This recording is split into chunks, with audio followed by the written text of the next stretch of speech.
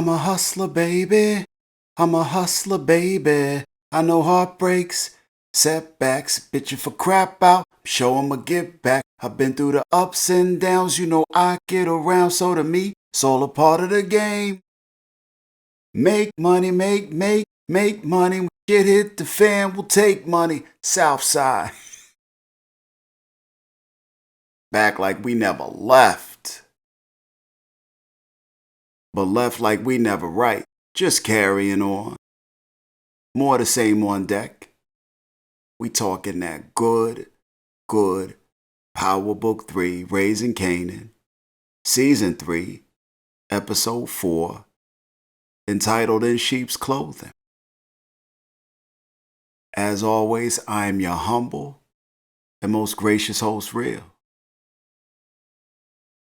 This episode is brought to you by some good Green Apple Crown Royal and Coke, Diet Coke, because I'm old. You know what I'm saying? Old school. We all know who the title of this episode is about. But do we though? Your immediate thought is the new celebrity in this power universe, old Ronnie Ron, aka Ronnie Michael Isley Myers. Mathis. But is it though?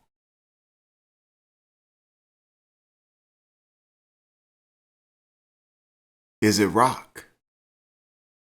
I mean, she been talking about getting out the game all season. Like she harmless now. But is she? Maybe it's Gerald. He look harmless enough, but Gerald got issues. And he definitely a fiend. Maybe he gonna be more trouble than we can imagine.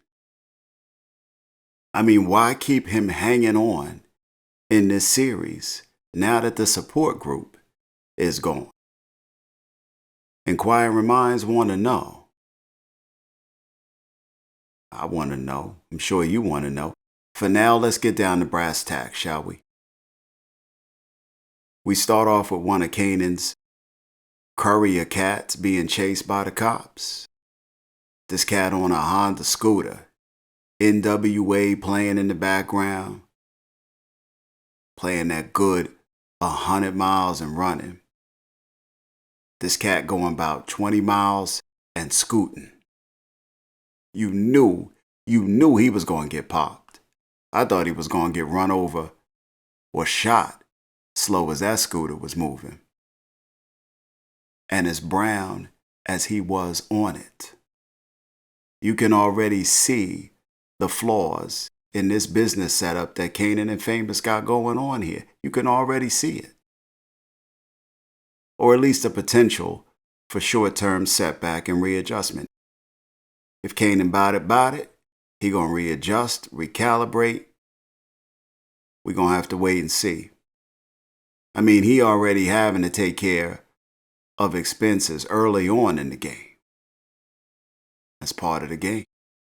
Had Lulu come down to the precinct, get the 20 miles and scooting cat out. Kanan like, say you his uncle.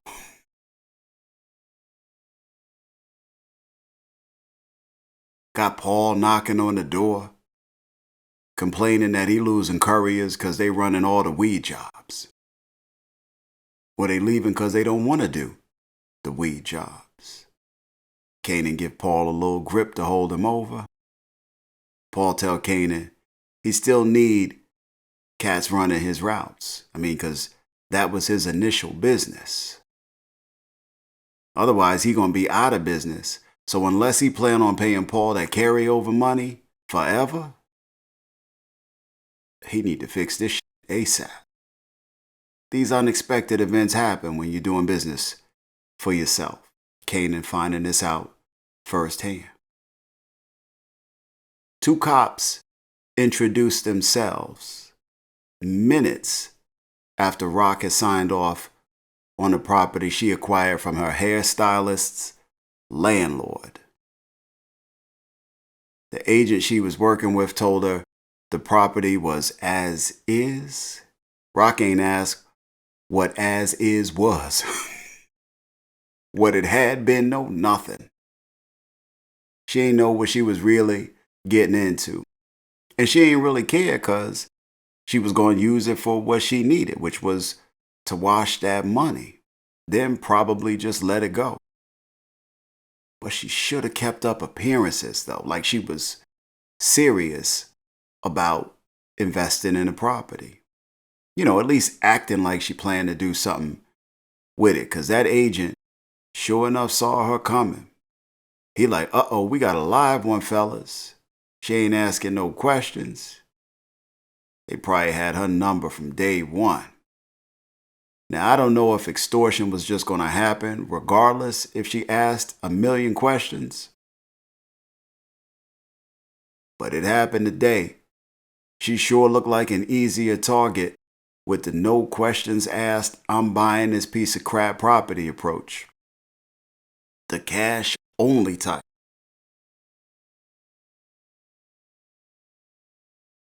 The type that'll play ball because they want to keep their thing on the low.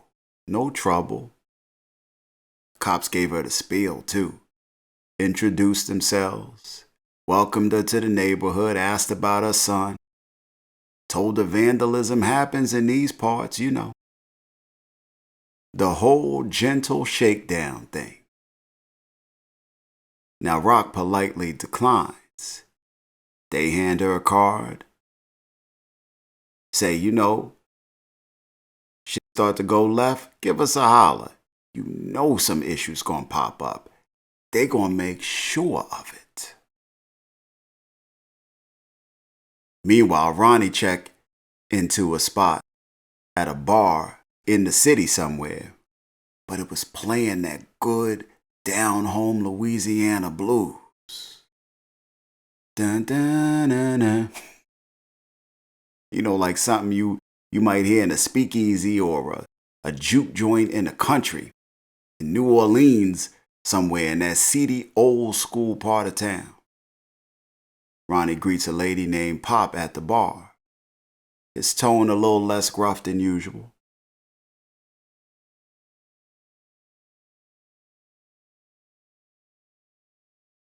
A little, and I mean little,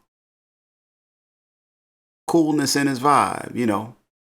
Ronnie hit her with the, what's the word, Pop? I was like, oh, okay, well, we about to see another side of Ronnie. And we did to a degree. He hit her with the, what's the word, Pop?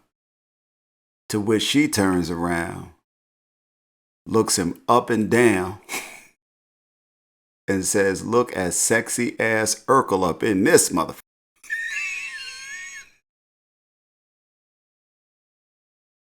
The way she came up on him, though. He came from somewhere back in her long ago. Yo, that old Doobie Brothers was playing in my head. Y'all don't hear me, though. She came up on him like she missed his touch or something.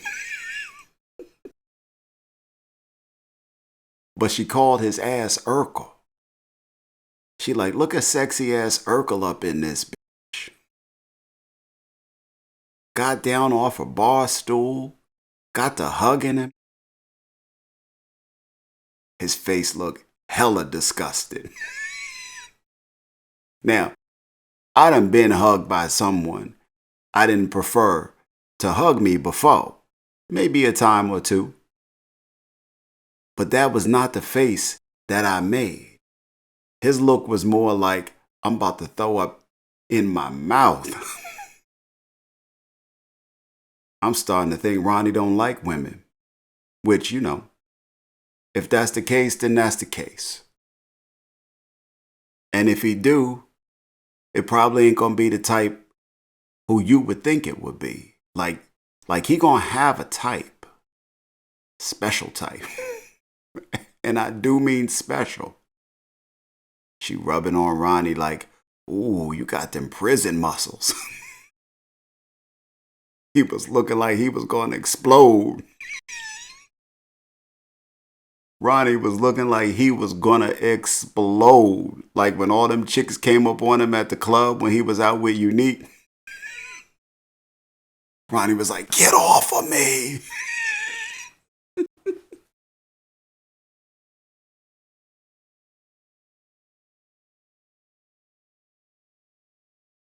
Pop was feeling him up. She like, I like them strong, silent type cats. All of a sudden, Bunk from The Wire come from around the corner. Old Bunk. Talking about, yeah, you like them strong, silent types, of which I'm neither. He slunk around that corner like he was up and just caught a homo case in Baltimore. McNulty wasn't around, and it was his turn to give a shit. I digress.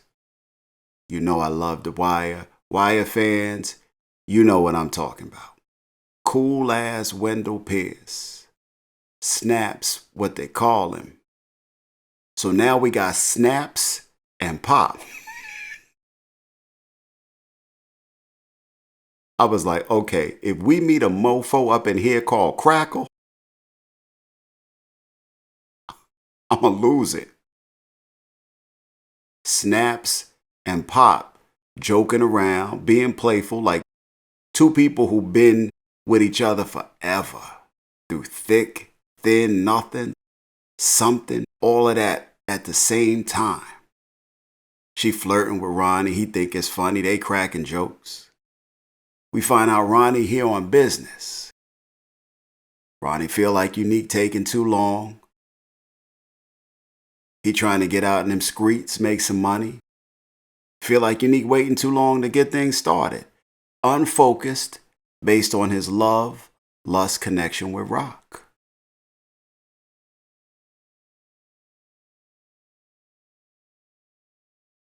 Comes to Snaps and Pop for some work. Every time I say their names, I'm getting hungry as a mother for some cereal. If I throw Crackle in here, and it's likely I might, with this drink gonna be kicking in about 5 minutes. Don't worry about that. Y'all know what I mean. Ronnie come to old Snaps and Pop for some work. Or some funding to get him off the ground, you know, get him started. They ain't really feeling Ronnie though. You know, Ronnie a little awkward. His awkwardness is apparent, which they do sense and often point out verbally.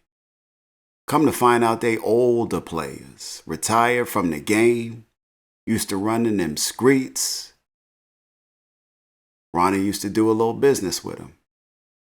They tell Ronnie that Unique is usually good on the business front. Ronnie like, I used to make y'all money back in the day. Pop like, no, Urkel. We used to give you money back in the day. You ain't make us shit. We gave you money. You gave us money back. Plus interest. That's called an investment. Snaps like, I tell you what. We will make a small donation toward your enterprise efforts, but you're going to have to get the lion's share from other places. Told Ronnie he going to need to crowdfund to get his drug enterprise started. Get in on that Kickstarter. Ronnie smirking like he found out they had Honey Nut Cheerios on the menu up in that bitch.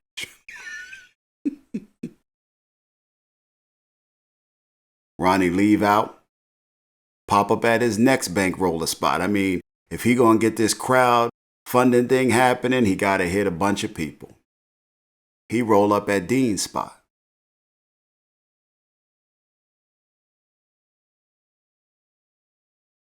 Pop up at Dean Grandmama Bingo spot. Let me tell you something. You roll up in the bingo hall or Parcheesi spot or wherever you and your grandmama play, and you see an old street associate, you know it's a bad omen. You know it. Dean looked like he's seen two ghosts. He is not happy to see Ronnie. Ask Ronnie why he darkening his doorstep.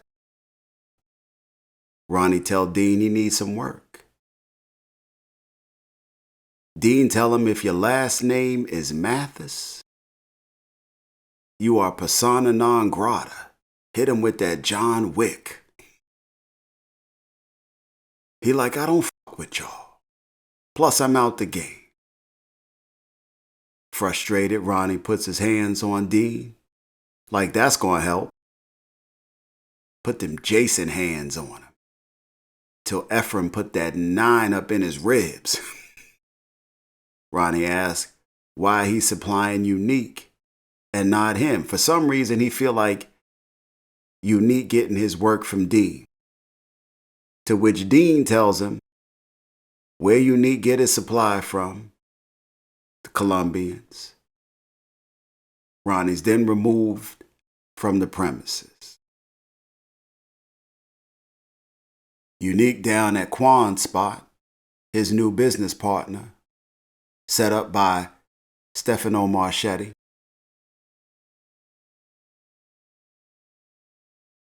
Unique up in there making excuses why the business moving a little too slow. Moving and talking like Unique do, with that cool ass aggressiveness.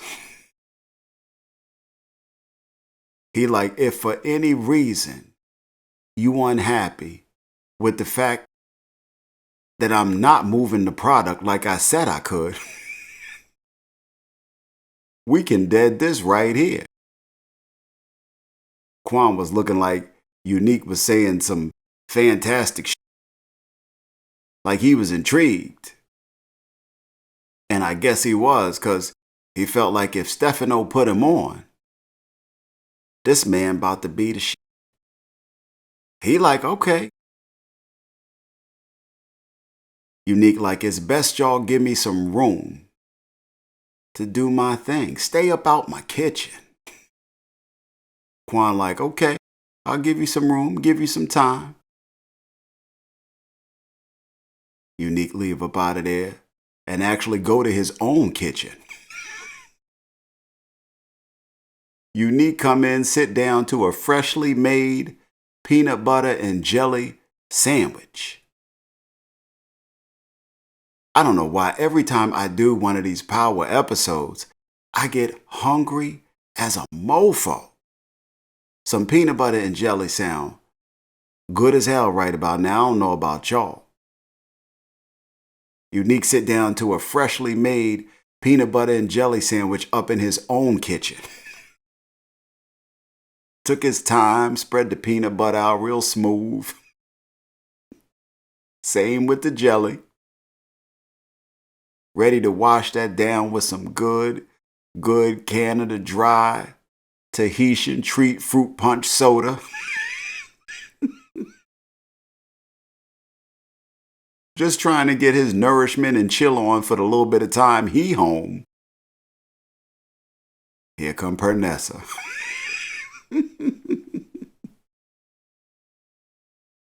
Came downstairs with the quick walk. Ran up on Unique at the table. So you know he came up in the house and didn't go upstairs or nothing. Unique just came in the crib. No hi, babe. No let me find out where my baby at. No hello to his little son. No nothing. Just come in, put the keys down. Maybe use the bathroom, wash his hands, go make him a sandwich. She just happened to hear some rumbling going on downstairs. Came by to see if by chance that was her man. Indeed it was. Pernessa don't be getting no love at home from the Mathis brothers. That's how it be sometime. She like, damn, Unique, you messing with other chicks now? He talking to her like he just woke up. He like, yo, B, I'm just trying to enjoy this PBJ I just made. You know, I hadn't had PBJ in a minute. She like, I hadn't had my man in a minute either. So who you fucking? You know, Ronnie put that little bug in her ear about maybe he got a little side piece. Unique ain't deny it or nothing. He like, all you need to know is I'm taking care of you and our son. She like, that's not enough though. He like, oh, here we go. Unique look inconvenienced as a motherfucker. Unique got up and left the aforementioned PBJ sandwich and that delicious punch soda right where he sat to eat it. Just left it. PERNESSA went and killed his damn appetite. The nerve of her. She like, fine, get that bitch to wash your drawers. Get that bitch to polish your jewelry.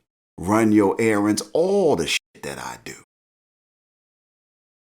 Unique leave up out of there. Go somewhere where he can eat in peace. Rocks.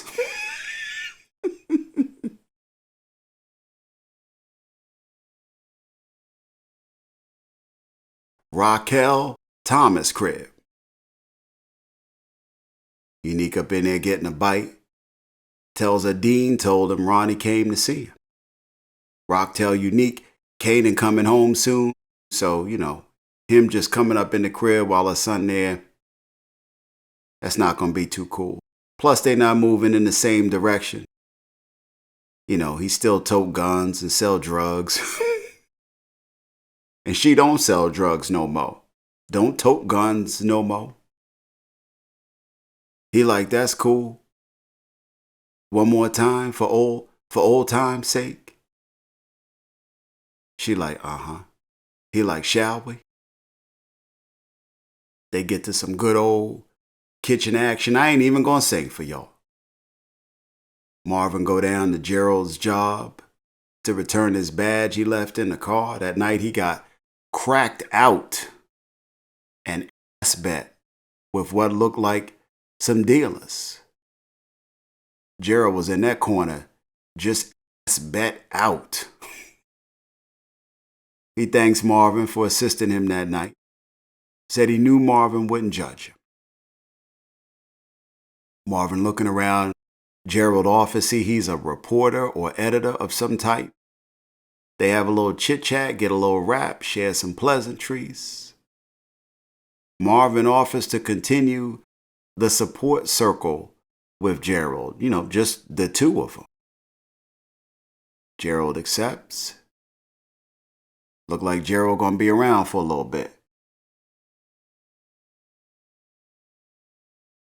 Agent Tanner, one of the FBI cats, and Detective Ogden come to ask Howard about Crown and what he was into. He gives him some BS. Howard, that is, asks the agents what they had. They tell Howard they got more thoughts than theories. They ask Howard, where are things with his shooting? He says the same back. He got more thoughts than theories. Tanner like, seems like a recurrent theme down here in Southside Jamaica. Howard like, I don't know what the fuck y'all trying to say, but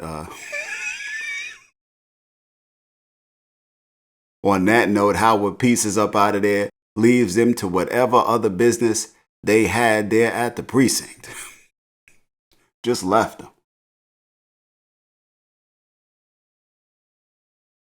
JUKEBOX somewhere getting checked out, doing a physical for basic training. Physician is like, have you been sexually active? Juke like, no. But she paused as she was trying to decide and give her answer. Like she was debating internally, is me doing me considered being sexually active?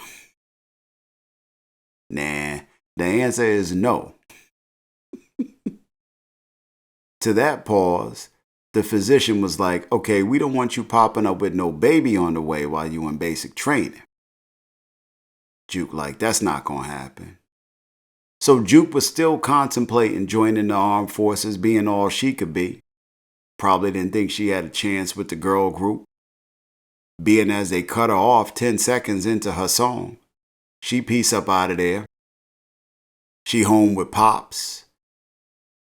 The lady from the audition comes over to let Juke know she in the group. Tells her and Marvin they got a TLC-like thing happening. Like they got it down to a science. A diva, a girl next door, and Juke, the tomboy. Juke don't have no problem with that. She accepts the opportunity. Marvin tells everybody. Kanan find out. Wind up catching up with Juke at a pizza spot in town. Tell Juke he wants to take her out, celebrate, get all fancy and dressed up. You know, his business is doing good. And he wants to treat his cousin to something nice, because she had something real nice happen to her, you know, after all the BS she been going through. They head out to B. Smith's spot for some good eating. It's a nice little moment. Short while later, Juke eventually meets up with her new group members.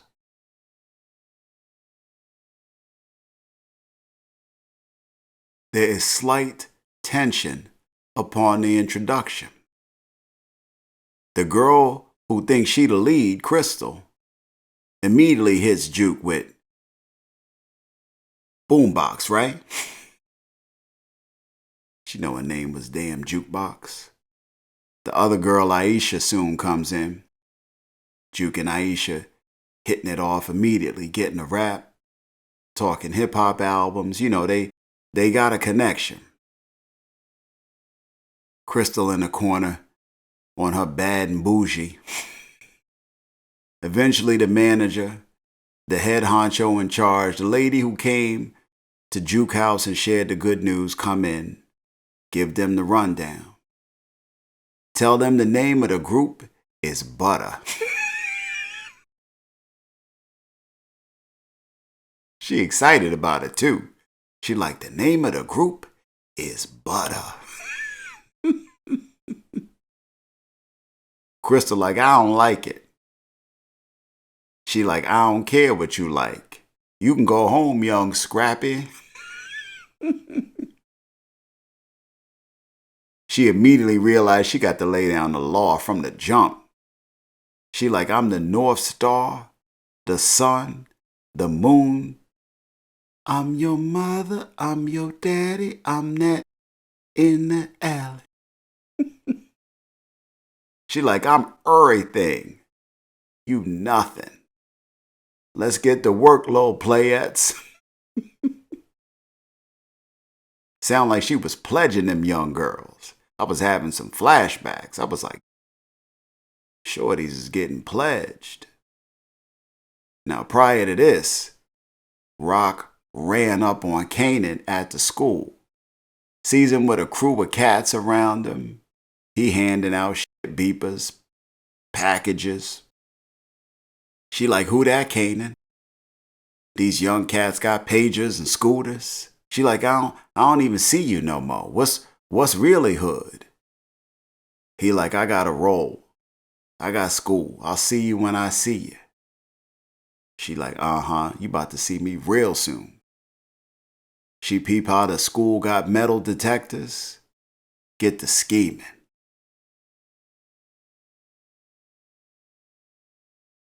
Wait till Kanan leave out. Heads up to his spot. A reluctant famous opens the door against his roommate's wishes. Let's rock him. She make a beeline over to Kanan's book bag. Plopped a gun right up in that piece. Tell Famous keep his mouth shut and stay out of family business. Handed him a roll of money. Told him see no evil, hear no evil, speak no evil. Ain't this about a bitch by any means necessary. Now Famous in a tight spot, 'cause he can either deal with a little ass whipping from Kanan, we probably think he got a good chance at beating, or he could deal with Rock, who's a known commodity in them streets. Nobody want that Rock smoke. That grimy South Jamaica Queens hustler smoke. He ain't want that. Took that little money, went back to writing rhymes and taking orders. Marvin and Lou get a little rap. Lou don't go into detail into why he was unable to make the audition, but he apologizes. Tells Marvin he know he messed up. Marvin tells Lou they made the audition, she made the group. Lou's happy about that. Tells Marvin about an opportunity with the Cafe Vu spot he ran into. They head down to Cafe Vu to meet Shirley. It's a good meeting. They all connect. Everybody cool. Sound like Shirley open to having Marvin invest in the bar. Give it a makeover, a do-over, a reimagining, as she says. Says they could even take it over when she leaves in a few years. Marvin is interested. They toast it up. Him and Lou get to planning.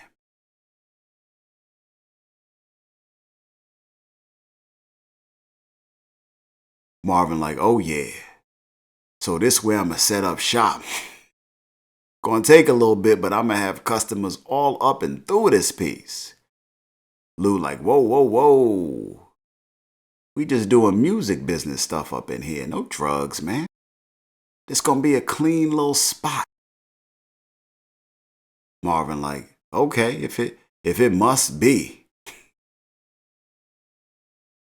Next time Kanan up at school, he try to go in, metal detectors go off. Security guards find the gun Rock put in his bag.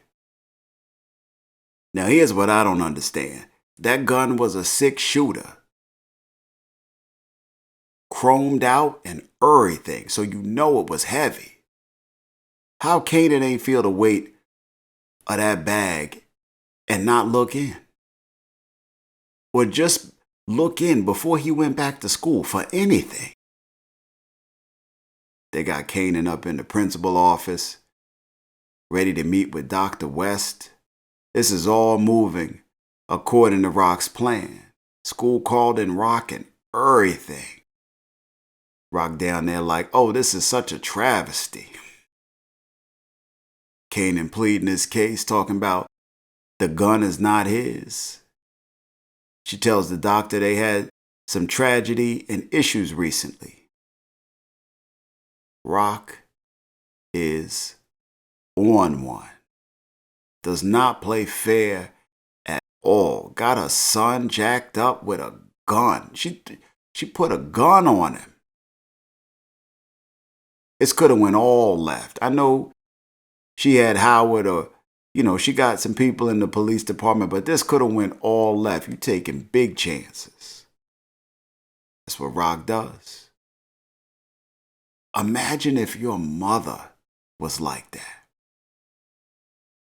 I mean, she done already put the gun in Kanan's hand. Pointed out a victim who just happened to be his father. Some time ago, Like when Rock finishes with this whole little thing and Kanan find out that this was Rock's scheme, it's over for real, between Kanan and Rock. School told him the police was looking out. They ain't pressing no charges. So of course we know who that is. That's old Howard on the back end. Told them they weren't going to take Kanan down to prison. They just going to have social services come check on him. So basically Kanan need to be home. Present that good family life look. They like, we giving y'all a break. Your mama could have gone to jail. They get up out of there. They get outside. Kanan like, that was whack. I got shit to do. I'm going home. Peace out. She like, yeah, you going home. My home. Get your ass in the car.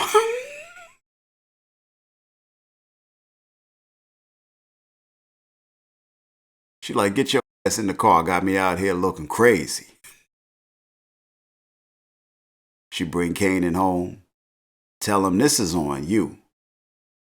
Shows him to his new cell. Nicely done room. I mean, if you under 12 or over 40. The blues in there was popping. You know, the color blue. That's about what Kanan was feeling too. The blues. His business popping off. Now he gonna have to shut that down or adjust heavily. You know, he already taken a couple losses. You know, with Paul and the courier getting busted. You know, now he got to deal with this. Ain't no telling what he owes Simrad. Rock just putting a wrench in mad shit right now. Howard come to the house. Tell her he can't take her calls no more. The one she put in to get the gun thing off Kanan back, that was the last one. Rock didn't tell him she was responsible for it, but she did tell him it was a good thing that he did for his kid. He like, yeah, but that's the last time I'm taking that call from you. Meanwhile, across town, old Ronnie Myers eventually makes his way down to speak to Juliana and Joaquin. After hearing they to connect, straight out of Dean's mouth. Tells them he wants product. Want to do some work with them. They dismiss him just off the name alone. He like, I'm Unique's brother. like that's good shit.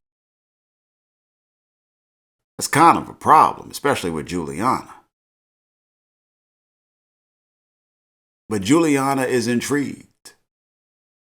Because she sees a dynamic here that, you know, she might be able to exploit. Ronnie says if Unique is a problem, you know, problems have solutions. So some things could go down. You know Juliana gonna be looking for that get back. You know it. She got in that car like, okay, I'm going to keep that in my back pocket. Ronnie catch up with Unique at the crib shortly after. Unique come up to Ronnie like, Wagwan, blood. Ronnie up at the table with a full pizza pie. Unique coming in. A little frustrated, lightly pounding his fist into his hands upon approach. Asked Ronnie, yo, what Dean talking about?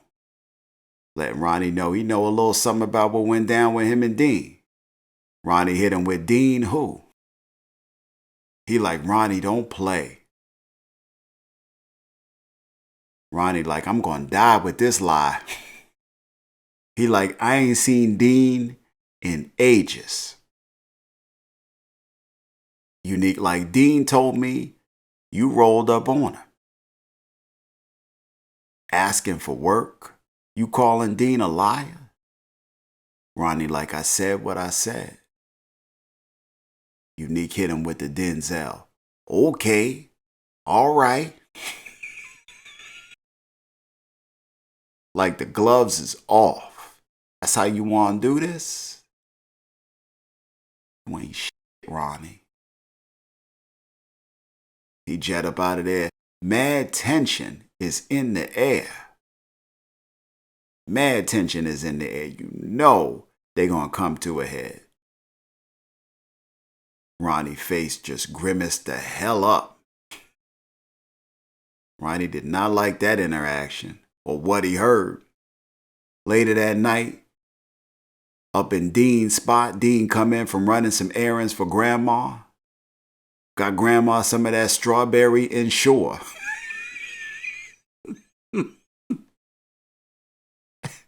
That good Ensure. He like, Grandma, they were out of vanilla, so I got you strawberry. I know she was thinking, as long as I'm good.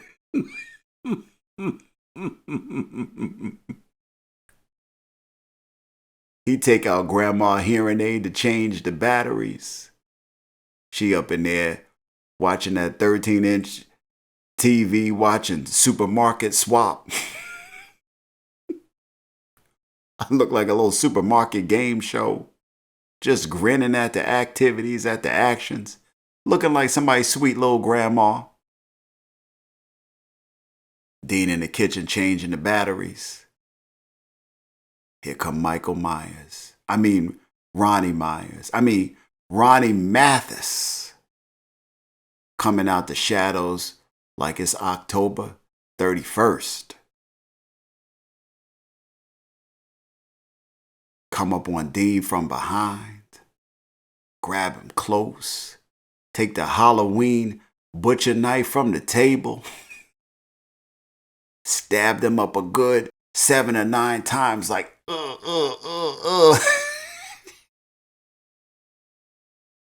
Ronnie was tearing that ass up. Left him cut up on the kitchen floor. Grandma 8 feet away in the other room laughing at the game show antics. She can't hear a damn thing. But it looked funny. Wait till Grandma turn around to go shit out that Ensure. Won't be nothing funny about the scene old Ron done made. Not at all.